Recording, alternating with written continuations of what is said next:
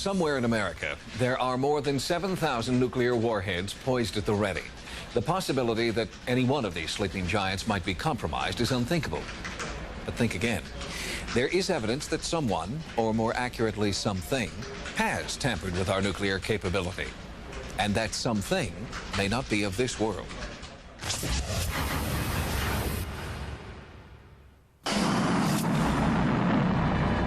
In the event of a nuclear attack, this is what's supposed to happen.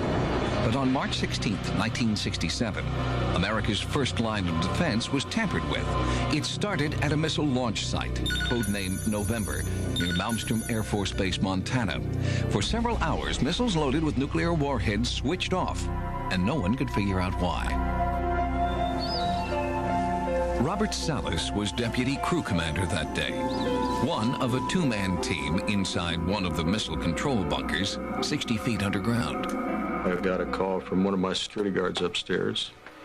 He said that he and other guards had seen UFOs flying over the area. I didn't think he was serious, and basically we hung up. When the stakes are global thermonuclear war, only men and women of the highest physical and mental standards need apply. Salas had made the grade, but now he had to begin questioning those around him. About 5 minutes later, he calls back, and this time he's agitated. He's obviously frightened. He said that there was a UFO hovering just outside the front gate, and it was glowing red. It was saucer-shaped, and he was very frightened. Within a minute or two of the second call, the missiles started shutting down or going off alert. We were basically shocked to see our missiles going no-go sequentially. In other words, bing, bing, bing, bing. They just started going down. The only thing I could think was, oh my God. Just 12 hours later, at another launch site, codenamed Echo, 20 miles away, Launch Commander Don Crawford learned that the 37-ton Minuteman missiles under his command also went down. We just looked at each other and said, I don't understand this. How could this happen? There is no command in the capsule to turn them off. There was no switch, no off switch. They did not break. They just never broke. And I never saw an off-alert missile in the 3.5 years I was a crew member.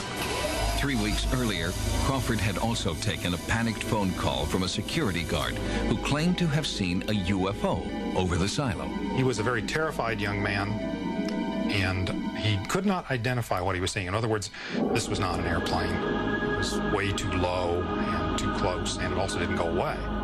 I guess I finally convinced him that if the whatever it was came inside the fence, he had my authority to shoot, which made him feel really good.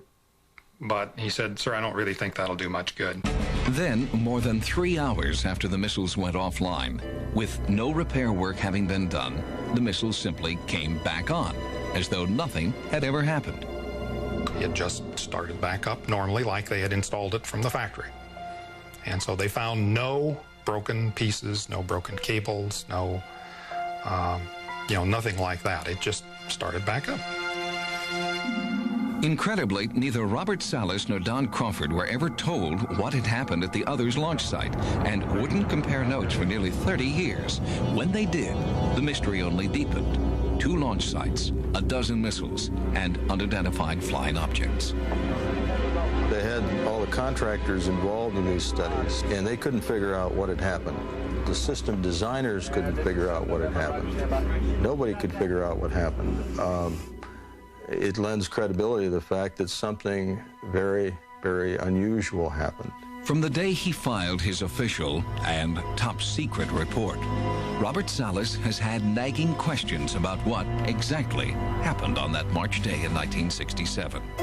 30 years later, Salas still wants answers and has enlisted the help of people like Jim Klotz, who is an expert in the procurement of previously classified military documents.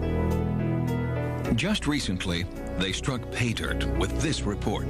It is the Air Force's official and now declassified investigation of the Echo and November incidents. The strategic missile wing history that we obtained specifically lists what was eliminated, and it concludes that they were mystified. They looked at faults in the computers or the guidance systems of the missiles themselves. They looked into electromagnetic pulse, which is really what they believe was the cause. Now, as far as I know, or the documents show, the capability of introducing such a pulse in the shielded cable system didn't exist at that time. There's one section in the report that says they interviewed security guards and they denied the UFO incidents. I know, for example, that I briefed my commander on the UFO incidents.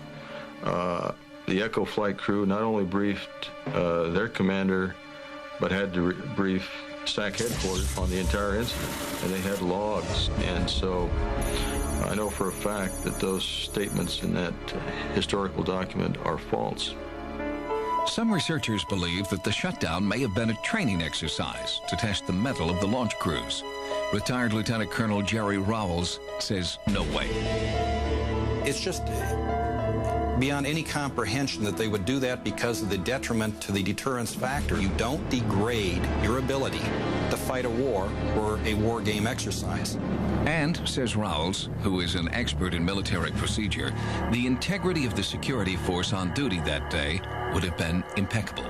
The young Air Force security police at all times in association with the security of these silos were given lethal control where they could go ahead and use lethal force if need be. So they had to be very stable themselves.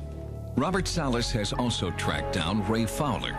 In 1967, he was working for Sylvania, one of the companies that built the Minuteman system. All I know is that our people and the Boeing people went out to the site and tried to simulate what had happened. But they were never able to trace the reason for the flight going down.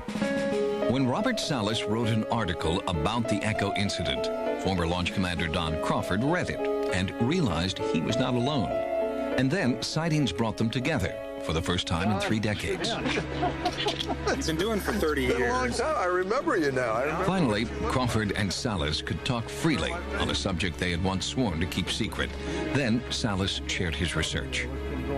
You know, that's interesting that you get something from the Air Force that specifically says it happened. It happened. Absolutely. Both men agree that the 2 silo incidents must continue to be investigated. I'm a scientist. I think when you know something, you tell it. You write it down. For a number of years, we couldn't have done that. It was classified. Now that it's not classified, there's no reason not to put it public. Certainly, if the UFO, whatever it is, has the capability of shutting down our missiles as they did, it's in the public interest to make this an open debate as to what it all means. Bob Salas's testimony is an important first step, but more people who were in the military, people who were there, need to come forward before the whole truth can be known about what really happened March 16th, 1967.